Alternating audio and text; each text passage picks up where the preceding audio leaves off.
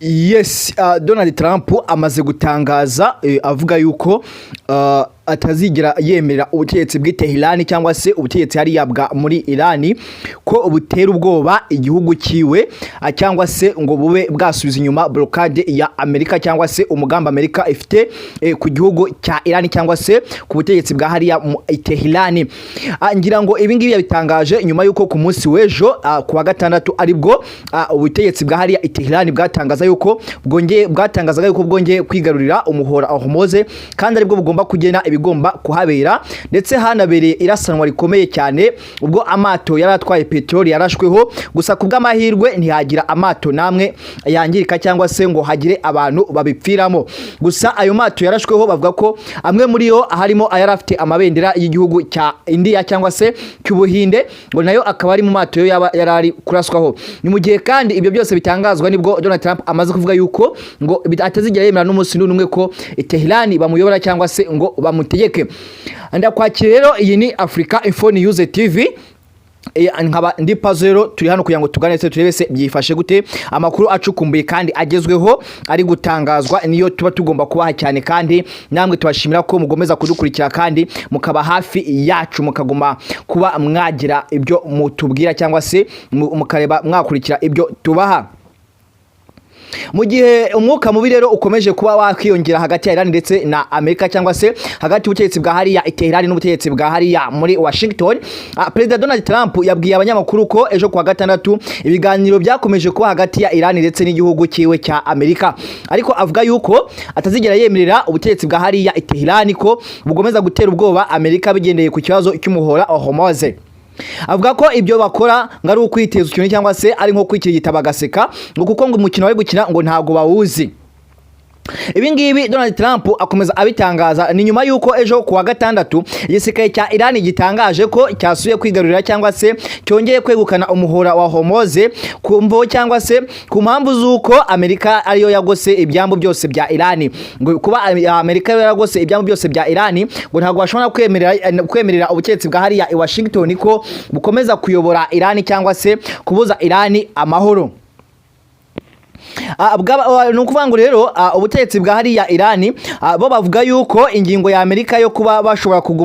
kuba bafunga ibyambu byose bya Iran, ngo ibyo byose bishobora kuba byatuma n'agahenge ndetse gahungabanwa cyangwa se amasezerano y'agahenge nayo gashobora kuba yakangirika. Ni mu gihe uyu munsi rero hasigaye amasaha make cyane cyangwa se amasaha atageze kuri 72 kugira ngo agahenge k'iminsi 14 kari kashyizweho hagati y'impande zombi kabe kagira ku musozo cyangwa se kabe kahagarara. Yango rero hashize igihe gito cyane kandi kano gahenge kumvikanyweho k'ibyumweru bibiri, kuko babyumvikanye kandi bavuga yuko ayo mayira yo muri Hormuz agomba kongera akaba yafungurwa. Gusa icyo gihe ntago ariko byagenze, ahubwo Iran ndetse yari yabyemeye, ariko Amerika yo murabizi ko yahise n'ubundi iza mu muhora Hormuz nayiza kufunga ari nk'impamvu zo kwihorera. Ni mu gihe mbere yuko Amerika ifunga uriya muhora, Iran nayo yari iri muri uriya muhora kandi yari hari igamije kugira ngo nayo iwubyaze umusaruro. Ni mu gihe kandi Iran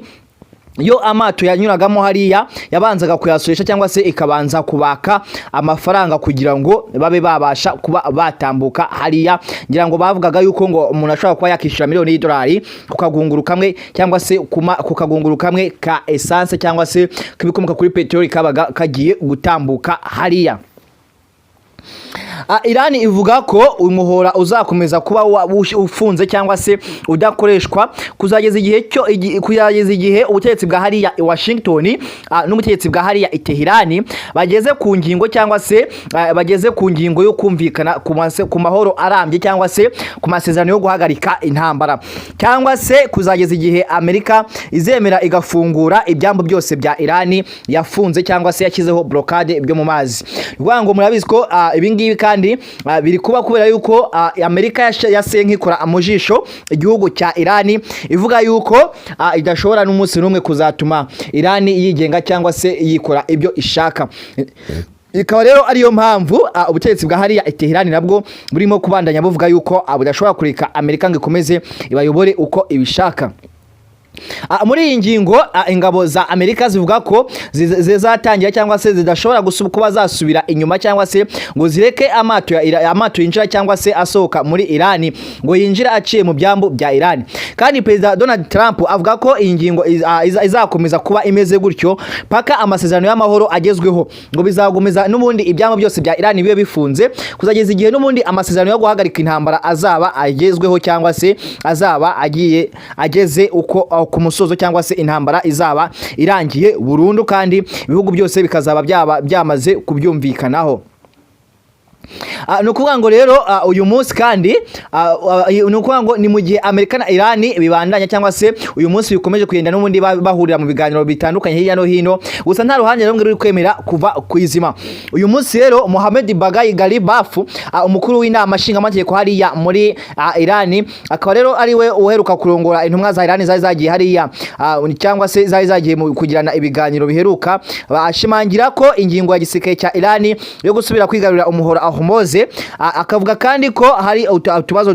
tumwe na tumwe dukomeza gutuma impande zombi zitari kugenda zumvikana ku myanzuro igomba gufatwa cyangwa se ngo ubwato bube bwakemera kugenda. Uyu nguyu Mohamed Barigafu akaba ari we rero umuvugizi wa hariya wa leta ya Irani, akarimo avuga yuko n'ubundi Amerika niba itari kwemera gusubira inyuma bishobora kuza kuba bibi cyane. Perezida Donald Trump we avuga ko ku mugaragaro kandi yerekana ko byanze bikunze amasezerano yuko intambara izahagarara ari hafi kandi ari hafi kugerwaho, ngo kandi ko ibihugu byombi bifitemo ubushake kandi umunsi umwe ngo isi yose izatungurwa no kubona byatunganye kandi byagiyeho byashyizwe ku mugaragaro cyangwa se byatunganye cyane. Ni mu gihe kandi uyu munsi hari uduce tumwe na tumwe turi kugaragara nk'uduce turi mu byago cyangwa se nk'uduce dushobora kuba aka kanya twakibasirwa n'iyi ntambara cyangwa se twagebwaho n'ibitero bituruka ku mpande. Ni mu gihe kandi nk'uduce tumwe na tumwe twahariya mu burasirazuba Hagati bivuga ko bishobora kuba n'ubundi byagerwaho ikibazo. Kandi uyu munsi mu kanya gashize n'ubundi amato amwe namwe akaba n'ubundi yarashweho, amato ageze kuri abiri yavaga hariya, amato ya Iran akaba yarashero ku bwato n'ubundi bwa petroli bwari buciye mu nzira y'inyanja ya Strait of Hormuz. Bikaba rero byabaye mu kanya gato cyane gashize mu masaha mu masaa 5 gutyo, bikaba aribwo rero hagaragaye Kurasana hariya mu muhora wa Hormuz.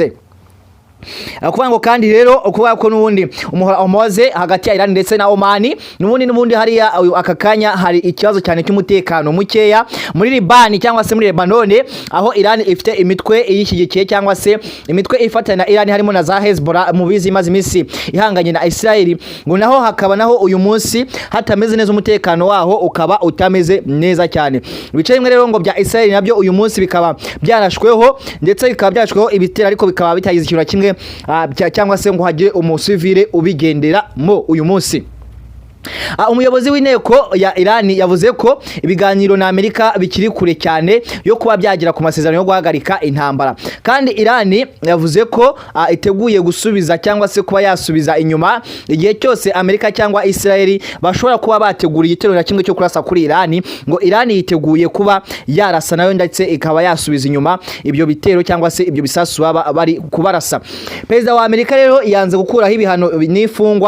n'ifungwa ry'ibyambu cyangwa se yanze gukuraho ibihano no guhagarika ibitero byiwe kuri Iran ndetse n'uburyo yafunze ibyambu byose bya Iran. Avuga ko Iran idakwiye guhatira Amerika kugira ikikora mu bijyanye n'amasezerano bari kugirana cyangwa se n'ibiganiro biri kuba, ngo Iran nta jambo na rimwe igomba kugira mu bigomba gukorwa hariya muri Strait of Hormuz cyangwa se na blockade zakozwe na Amerika, ngo keretse ngo umunsi Amerika yo bwayo izicara kumva ishatse kuzikuraho cyangwa se kuzihagarika. Umana natwe rero hano kuri Africa Info News TV niho byose biri kubera kandi bitunganye cyane. Ukomeze kugira impagarike n'ubugingo.